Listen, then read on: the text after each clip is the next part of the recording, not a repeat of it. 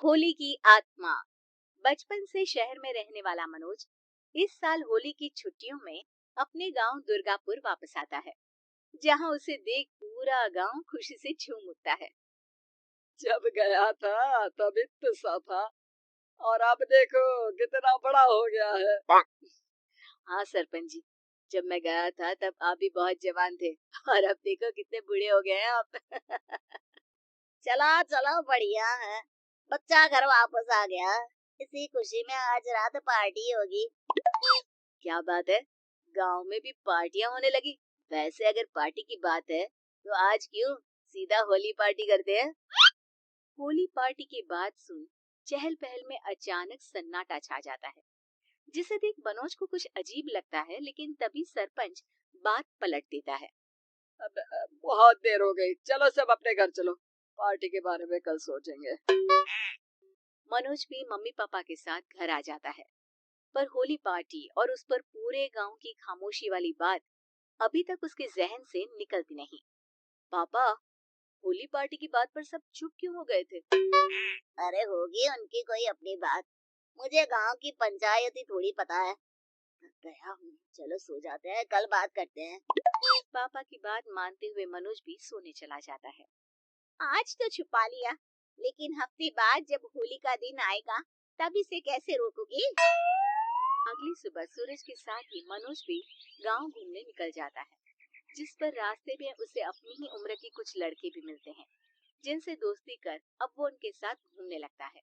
इसी तरह कुछ दिन बीत जाते हैं और होली नजदीक आने लगती है।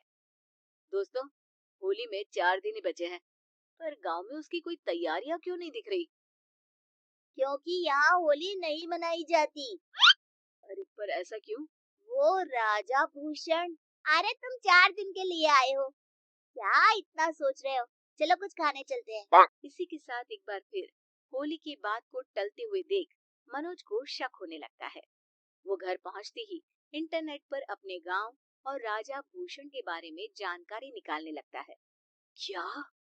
मुझे आज तक ये नहीं पता था। ऐसा कैसे? किसी ने मुझे कुछ बताया क्यों नहीं? सारी जानकारी लेने के बाद मनोज गांव वालों या अपने मम्मी पापा से कुछ पूछे बिना खुद ही उसकी सच्चाई के बारे में छानबीन करने लगता है, जिसके चलते वो राजा भूषण की हवेली में पहुंचता है। वाह, क्या हवेली है यार। पर क्या यहाँ सच में कोई भूत है? हेलो भूत जी, कोई है क्या? हम इस साल गांव में होली सेलिब्रेट कर रहे हैं, क्या आप उस पर थोड़ा इंटरव्यू देंगे? मनोज के ऐसा बोलते ही गांव में तूफान उठ जाता है और हवेली में रखी सारी चीजें हिलने लगती है। एक अदृश्य शक्ति मनोज को धक्का देकर हवेली से बाहर निकाल दरवाजा बंद कर लेती है। ये सब देख मनोज हैरान रह जाता है। क्या अभी मुझे हवा ने धक्का देकर बाहर निकाल दिया?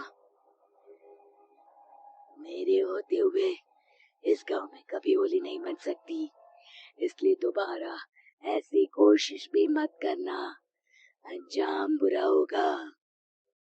आवाज सुन मनोज हैरानी से इधर उधर देखने लगता है, पर उसे कोई दिखाई नहीं देता।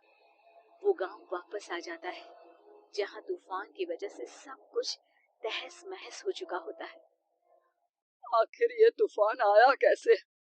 ना ऐसा कोई मौसम था और ना ही हमने होली का त्योहार मनाने की बात की थी। सरपंच की बात पर कोई रिएक्शन दिए बिना मनोज चुपचाप अपने घर चला जाता है। इस तरह देखते ही देखते होली का दिन भी आ जाता है और मनोज रंग लेकर गांव में निकल जाता है, लेकिन गांव पूरी तरह खाली होता है। अरे त्योहार का दिन है, धूमधाम की जगह मातम क्यों मनाया हुआ है? मनोज की आवाज सुन सब अपने घर की खिड़कियां खोल के घर के अंदर से ही उसे वापस जाने के लिए कहने लगते हैं, पर वो किसी की नहीं सुनता। मुझे पहले भी समझाया था, अगर होली खेलने की कोशिश भी की तो अच्छा नहीं होगा।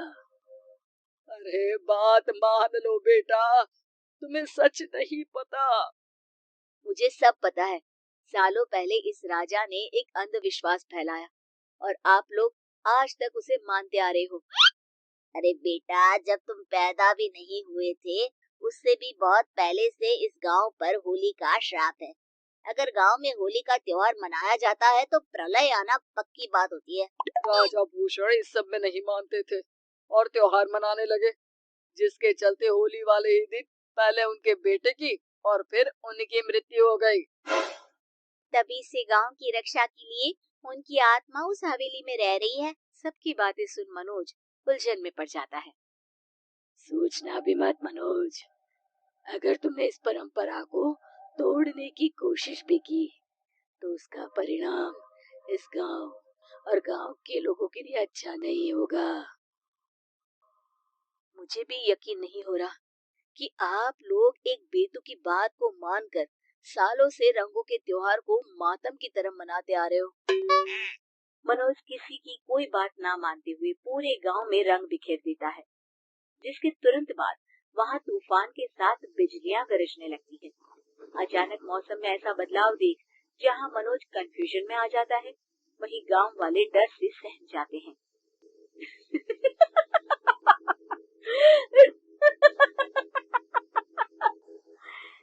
इस लड़के ने हमारे जैसे सिर्फ अपने स्वार्थ के लिए नहीं बल्कि पूरे गांव की खुशियों के लिए यहाँ होली मनाई है, जिस वजह से अब इस गांव पर होली का श्राप टूटता है।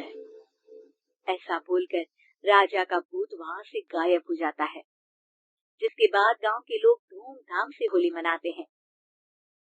खुशियों के रंग गांव में बिखरे ही होते हैं कि अगली सुबह अचानक मनोज कहीं गायब हो जाता है और एक बार फिर गांव में होली का नया राज शुरू हो जाता है।